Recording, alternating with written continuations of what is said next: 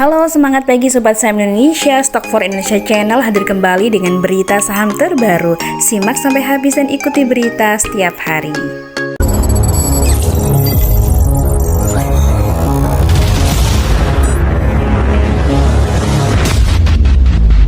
Oke, berita pertama ini dari Wall Street. Seperti biasanya ya, Wall Street memangkas rally besar Oktober jelang pertemuan The Fed. Jadi kemarin Wall Street tuh kemarinnya kan udah naik nih.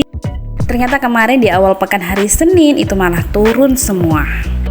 Yakni Dow Jones turun 0,35%, S&P turun 0,72%, dan Nasdaq-nya ini selalu lebih besar 1,19%. Nah, untuk bursa Asia malah cerah nih. Akhir bulan bursa Asia ini malah naik ya, kecuali Hang Seng Shanghai karena ada masalah di sana ya, masalah intern negara, jadinya ikut ke bawah nih bursa sahamnya. Dan IHSG akhirnya cerah nih. IHSG nyaris menyentuh 7.100. Sektor saham energi pimpin penguatan. Nah, ini dia daftar beberapa saham yang di net buy oleh asing karena hijau ya. Ada BBCA, kemudian BBRI, Adro, Pegas, PTBA, ICBP, Telkom, ASI, Akra, dan INKP. Akhirnya ya, emiten kertas jadi di buy oleh asing. Sementara itu walaupun menguat masih ada nih yang di net sell oleh asing yaitu Unilever, makanya kemarin turunnya lumayan ya, KLBF dan Mika. Selanjutnya kita ke komoditi yang pertama, ada minyak nih yang akhirnya merosot ya, tertekan kenaikan produksi Amerika Serikat yang berlebihan. Tapi hal ini berbalik nih dengan sawit ya, dalam tren bullish harga CPO-nya masih menguat. Sementara untuk emasnya itu masih merosot ya, pagi ini juga masih malah merosot dibandingkan dengan kemarin malam waktu saya cek. Begitu juga dengan harga batu bara nih yang masih ambruk dan hampir 5% ambruknya. Sama seperti minyak tadi ya, merosotnya lumayan jauh. Oke, kita ke dalam negeri. Ada berita apa nih, yaitu dari PUPR nih, anggaran IKN bertambah 15 triliun. Wow banget nih ya, kemarin udah ratusan triliun, sekarang ditambah lagi 15 triliun. Semoga penggunaannya benar-benar efektif dan tentu saja emiten-emiten banyak kecipratan juga nih ya, dari emiten konstruksi, properti, semen, kemudian pengangkutan logistik dan sebagainya. Ngomongin soal konstruksi dan IKN nih, ada KRYA yang membidik proyek baru di IKN Nusantara, nggak mau kalah dengan yang BUMN ya. Katanya sih dapat tapi nggak mau dibocorkan dulu nih. Namun tetap ya, BUMN ini yang nomor 1 yang akan menggarap IKN ya. Dan yang pertama mendapatkan proyek terbanyak adalah PT PP yang kembali meraih 2 kontrak baru di IKN. Apa tuh proyeknya?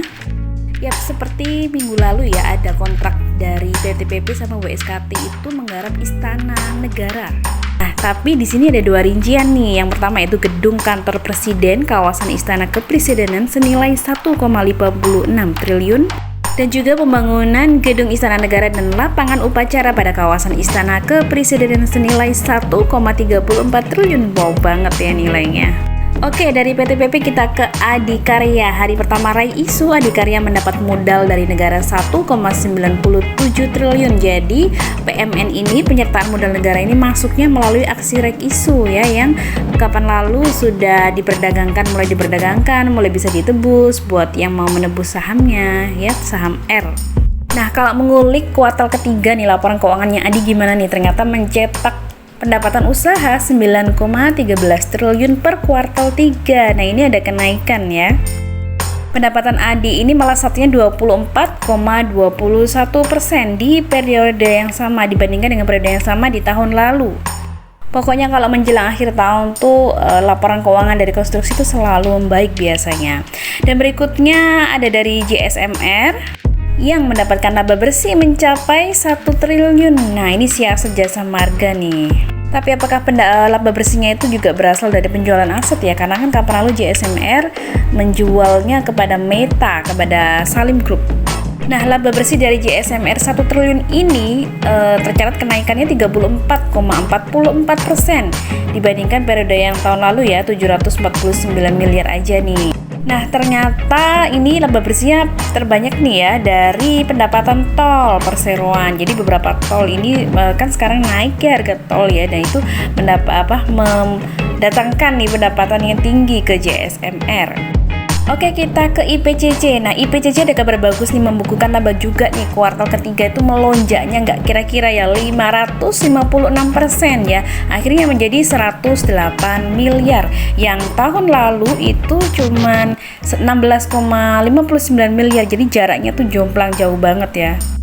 Oke, kita ke Bluebird ya. Bluebird ini ada di rootnya yang membeli sahamnya senilai 275 juta.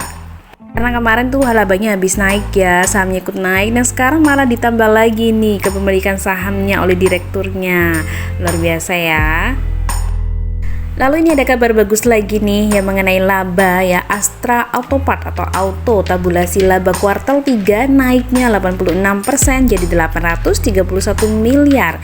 Nah, tampaknya grup Astra ini berbiner-biner ya. Jadi banyak sekali grup Astra yang kompak ya menaikkan labanya naik di kuartal ketiga ini. Contoh seperti Auto ini, selain laba bersih, ekuitasnya juga ikut naik. Nah, ada juga nih ASI induknya naik 56% labanya mencapai 23,3 triliun. Tapi laba ASI yang segitu banyak itu juga ada laba yang belum terrealisasikan. Nah, dari investasi GoTo, ini dapatnya 1 triliun lebih, 1,08 triliun. Nah, ini nilai, jadi kebalikannya sama Telkom. Kalau Telkom kan kerugian yang belum direalisasikan, akhirnya mempengaruhi dengan laporan keuangannya. Nah, kebalikannya sama ASI-nya malah untung gitu dari investasi GoTo. Next, masih dari ASI, Astra Group ya, yaitu UMTR ya, karena batu baranya itu memanasnya, laba United Traktornya itu jadi naiknya lumayan gede nih, 103%. Berikutnya ada Barito Pacific yang mencetak laba 30 juta US dollar ya. Ini disumbangkan yang gede juga dari Star Energy yang kemarin katanya mau di-merger sama PLN ya oleh Erick Thohir ya. Nah, ini menyumbang pendapatan 278 juta US dollar. Pantesan ya dilirik oleh BUMN ya. Oke, nah tapi laba usaha segini itu ternyata turun dibandingkan dengan kuartal tahun lalu. Sama juga nih dengan TPIA ya, Chandra Asri yang juga merugi 1,7 triliun pada kuartal ketiga. Jadi kemunduran kinerja nih lebih parah ya, karena ini kan rugi. Kalau tadi BRPT kan masih mencatatkan laba. Nah, kira-kira nih rugi bersih nih dari mana sih gitu? Karena TPIA perusahaan besar ya, ternyata ini dari kenaikan harga minyak nih, dan juga ada lockdown masalah di Cina mengenai COVID, efek musiman lebaran juga gitu. Oke, selanjutnya dari BRMS kabar baik lagi nih, pendapatan dan laba Bumi Resource Mineral kompak naik pada kuartal ketiga.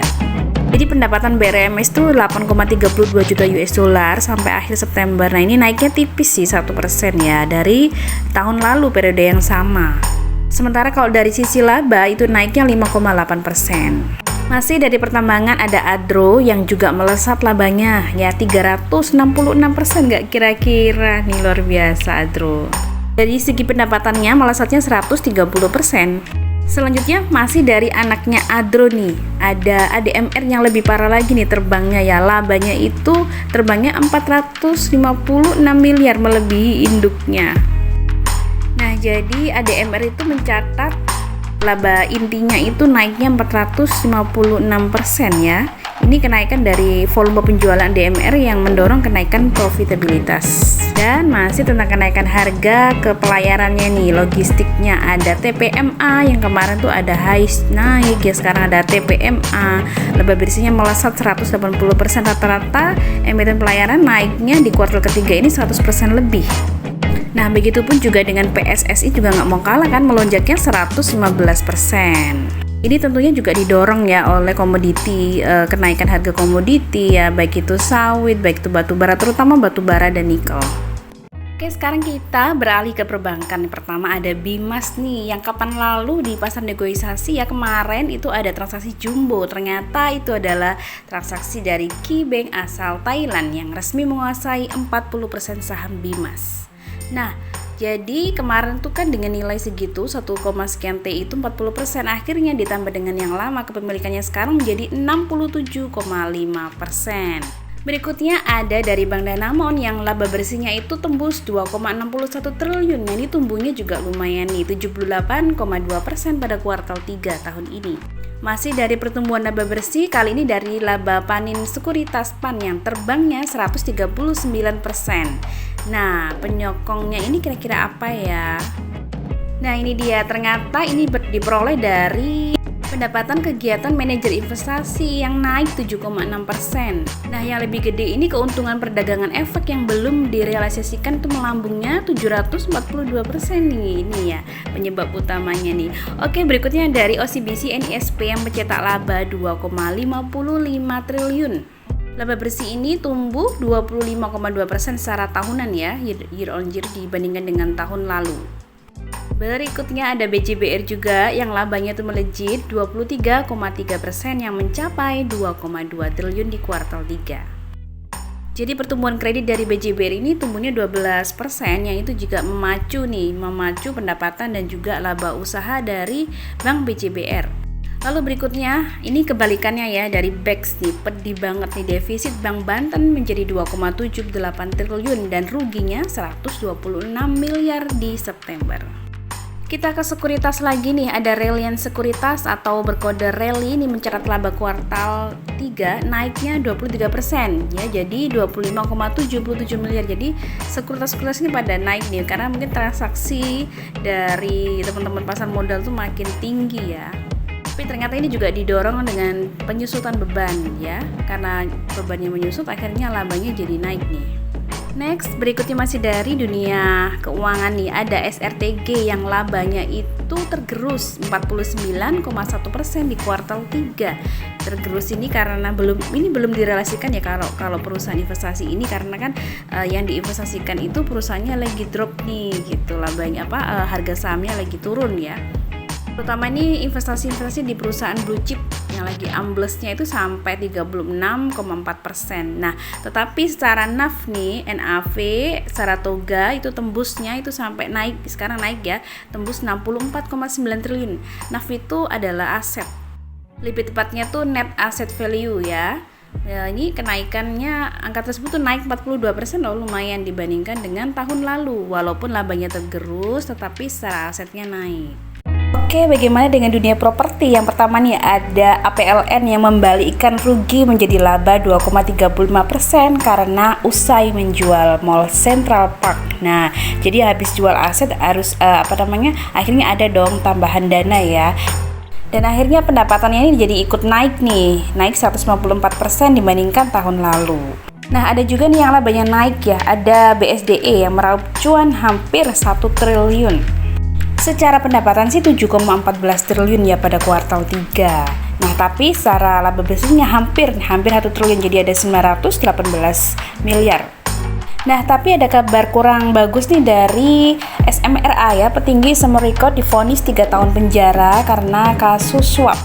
Dan denda ya, ini ada dendanya 200 juta, subsidi 4 bulan kurungan. Ini dendanya hampir sama ya, lebih sedikit dengan yang disuapkan tuh 323 juta. Dilakukan oleh vice presidennya ya kepada mantan wali kota Yogyakarta yaitu Haryadi Suyuti. Nah, karena mencakut aparat negara ya, akhirnya jadi kecatut nih, nggak bisa lolos ya dari jerat hukum. Oke, ngomong-ngomong soal mall nih, ada AC Hardware ya, yang biasa produknya dijual di mall-mall ya. AC Hardware meraih penjualan bersih 4,89 triliun hingga September, akhirnya ada kabar bagus ya, mungkin bisa mengangkat harga sahamnya yang udah turun downtrendnya lumayan lama nih. Nah, semoga setelah ini harganya jadi naik. Nah, karena pendapatannya ini naik juga otomatis laba bersihnya juga dia ikut naik. Kita beralih nih ke ayam nih, laba bersih CPIN atau Charon Pokpan itu naik jadi 3,18 triliun pada kuartal 3 tahun ini. Hal ini karena pendapatannya memang naik ya, penjualan CPIN ini sampai September itu mencapai 43 triliun. Naiknya lumayan 15,54% dibandingkan dengan periode yang sama di tahun lalu yang cuma 37 triliun.